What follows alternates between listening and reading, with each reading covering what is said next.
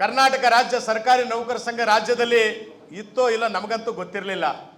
ಬಹುಶಃ ಅದು ಇದೆ ಅನ್ನೋದನ್ನು ತೋರಿಸಿಕೊಟ್ಟಿರ್ತಕ್ಕಂಥವ್ರು ಯಾರು ಅಂತ ಕೇಳಿದ್ರೆ ಅದು CS ಷಡಕ್ಷರಿ ಸರ್ ಅಂತಕ್ಕಂಥ ಮಾತು ಕೂಡ ಬಹಳ ಅಭಿಮಾನ ಹೇಳಕ್ಕೆ ಇಚ್ಛೆ ಪಡ್ತಾನೆ.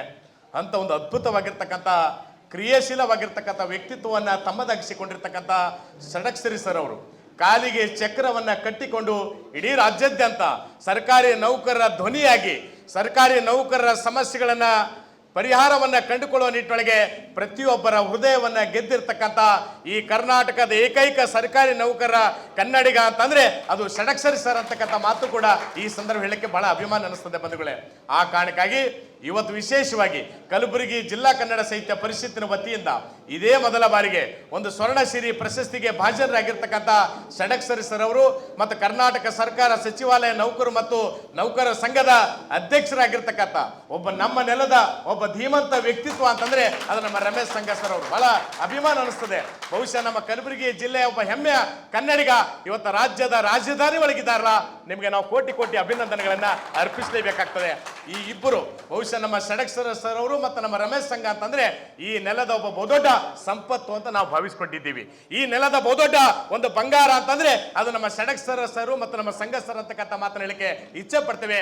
ಆ ಕಾರಣಕ್ಕಾಗಿನೇ ಅವರ ವ್ಯಕ್ತಿತ್ವಕ್ಕೆ ಹಿಡಿದ ಕನ್ನಡಿಯಂತೆ ಸ್ವರ್ಣಶ್ರೀ ಎನ್ನುವ ಒಂದು ವಿಶೇಷವಾದ ಹೆಸರಿನ ಮೇಲೆ ಪ್ರಶಸ್ತಿಯನ್ನ ಪ್ರದಾನ ಅವರಿಗೆ ಮಾಡೋದ್ರ ಮೂಲಕ ಈ ಪ್ರಶಸ್ತಿ ಹೆಸರಿದೆಯಲ್ಲ, ಈ ಹೆಸರಿಗೆ ನಿಜವಾದ ಘನತೆಯನ್ನ ಅವರಿಬ್ಬರಿಂದ ಇವತ್ತು ತಂದು ಕೊಟ್ಟಿದ್ದಾರೆ ಅಂತಕ್ಕಂಥ ಮಾತು ಕೂಡ ಈ ಸಂದರ್ಭ ಹೇಳಿದ್ರೆ ತಪ್ಪಾಗ್ಲಿಕ್ಕಿಲ್ಲ ಅಂತ ನನಗೆ ಅನಿಸ್ತದೆ ಬಂಧುಗಳೇ. ಇವತ್ತು ಬಹುಶಃ ಕನ್ನಡ ಸಾಹಿತ್ಯ ಪರಿಷತ್ ಇವತ್ತು ನೀಡುತ್ತಿರ್ತಕ್ಕಂಥ ಸ್ವರ್ಣಶ್ರೀ ಪ್ರಶಸ್ತಿಯನ್ನ ಬಹುಶಃ ಬಹಳ ವಿಶೇಷವಾಗಿರ್ತಕ್ಕಂಥ ರಾಜ್ಯ ಮಟ್ಟದೊಳಗೆ ಬಹಳ ದೊಡ್ಡ ಹೆಸರು ಮಾಡಿರ್ತಕ್ಕಂಥ ವ್ಯಕ್ತಿಗಳನ್ನು ಕೊಡಬೇಕೆನ್ನುವ ವಿಚಾರ ಬಂದಾಗ ಇವತ್ತು ನಾವಿರ್ಬೋದು, ನಮ್ಮ ಧರ್ಮರಾಜ್ ಜವಳಿ ಇರ್ಬೋದು, ಶಿವರಾಜ್ ಅಂಡಿಗೆ, ಧರ್ಮಣ ದನ್ನಿ, ಶರಣರಾಜ್ ಚಪ್ಪರಬಂದಿ, ಬಂಟ್ನಳ್ಳಿ ಅನ್ನೋರು ಅನೇಕ ನಿಮ್ಮೆಲ್ಲ ಪದಾಧಿಕಾರಿಗಳು ಕೂಡಿಕೊಂಡು ಚರ್ಚೆ ಮಾಡ್ತಿರ್ತಕ್ಕಂಥ ಸಂದರ್ಭದೊಳಗೆ ಈ ಪ್ರಶಸ್ತಿಗೆ ಯಾರಿಗೆ ಕೊಡಬೇಕಂತ ಹೇಳಿ ವಿಚಾರ ಬಂದಾಗ ತಕ್ಷಣ ನಮಗೆ ಹೆಸರಿಗೆ ನೆನಪು ಬಂದಿದ್ದು ಒಂದು ಷಡಕ್ಷರಿ, ಇನ್ನೊಂದು ಸಂಘ ಸರ್ ಅವರು. ಇದು ಬಹಳ ಖುಷಿ ಆಗ್ತದೆ ಬಂಧುಗಳೇ. ಯಾಕಂತಂದ್ರೆ ಷಡಕ್ಷರಿ ಸರ್ ಅವರು ಶಿವಮೊಗ್ಗದವರು ಆಗಿರ್ಬೋದು, ಆದ್ರೆ ಬಹುಶಃ ಅವರು ಹೆಂಗಿದ್ದಾರೆ ಅಂತಂದ್ರೆ ಕಲಬುರಗಿ ಒಳಗೆ ಏನು ಹುಟ್ಟಿದಾರೋ, ನಮ್ಮ ಮನೆಯಲ್ಲೇ ಏನು ಹುಟ್ಟಿದಾರೋ ಅನ್ನುವ ಭಾವನೆ ಇವತ್ತು ನಮಗೆ ಮೂಡ್ತಾ ಇದೆ ಅಂತಕ್ಕಂಥ ಮಾತು ಕೂಡ ಹೇಳಕ್ಕೆ ನಾನು ಇಚ್ಛೆ ಪಡ್ತೇನೆ. ಕಲ್ಯಾಣ ನಾಡಿನ ಬಗ್ಗೆ ಬಹಳ ವಿಶೇಷವಾದ ಪ್ರೀತಿಯನ್ನು ಇಟ್ಟುಕೊಂಡಿರ್ತಕ್ಕಂಥವ್ರು ಅವರು ಆಗಿರೋದ್ರಿಂದ ಇವತ್ತು ಕರ್ನಾಟಕ ರಾಜ್ಯ ಸರ್ಕಾರಿ ನೌಕರ ಸಂಘದೊಳಗೆ ಬಹುದೊಡ್ಡ ಬದಲಾವಣೆಯನ್ನ, ಬಹುದೊಡ್ಡ ಪರಿವರ್ತನೆಯನ್ನ, ಬಹುದೊಡ್ಡ ಬೆಳಕನ್ನ ಕೊಡ್ತಕ್ಕಂಥ ಕೆಲಸ ಇವತ್ತು ಅವರಿಂದ ಆಗ್ತಾ ಇದೆ ಅಂತಕ್ಕಂಥ ಮಾತು ಕೂಡ ಈ ಸಂದರ್ಭದಲ್ಲಿ ಹೇಳಿ ಒಂದು ವಿಶೇಷವಾಗಿರ್ತಕ್ಕಂಥ ಮನವಿ. ಯಾಕಂತಂದ್ರೆ ಇವತ್ತು ಕರ್ನಾಟಕ ರಾಜ್ಯ ಸರ್ಕಾರಿ ನೌಕರ ಸಂಘ ಬಹುಶಃ ಕನ್ನಡ ಸಾಹಿತ್ಯ ಪರಿಷತ್ತು ಮತ್ತು ಸರ್ಕಾರಿ ನೌಕರ ಸಂಘ ಅಂತಂದ್ರೆ ಒಂದು ನಾಣ್ಯದ ಎರಡು ಮುಖಗಳು ಬಂಧುಗಳೇ. ಯಾಕಂತಂದ್ರೆ ಕನ್ನಡ ಸಾಹಿತ್ಯ ಪರಿಷತ್ತಿನ 90% ಸದಸ್ಯರು ಯಾರಿದ್ದಾರೆ ಅಂತಂದ್ರೆ ಅದು ಸರ್ಕಾರಿ ನೌಕರು ಅಂತಕ್ಕಂಥ ಮಾತು ಕೂಡ ಬಹಳ ಪ್ರೀತಿಯಿಂದ ಹೇಳಕ್ಕೆ ಇಚ್ಛೆ ಪಡ್ತೇನೆ. ಇವತ್ತು ಕನ್ನಡ ಸಾಹಿತ್ಯ ಪರಿಷತ್ತಿನ ಜಿಲ್ಲಾಧ್ಯಕ್ಷರಾಗಿ ಇವತ್ತು ಮಾತನಾಡ್ತಾ ಇದ್ದೇವೆ ಅಂತಂದ್ರೆ ಅದಕ್ಕೆ ಕಾರಣಕರ್ತರು ಯಾರು ಅಂತ ಕೇಳಿದ್ರೆ ಅದು ನಮ್ಮ ಸರ್ಕಾರಿ ನೌಕರ ಸಂಘದ ಸದಸ್ಯರು ಅಂತಕ್ಕಂಥ ಮಾತು ಕೂಡ ಬಹಳ ಅಭಿಮಾನದಿಂದ ಹೇಳಕ್ಕೆ ಇಚ್ಛೆ ಪಡ್ತೇನೆ ಬಂಧುಗಳೇ.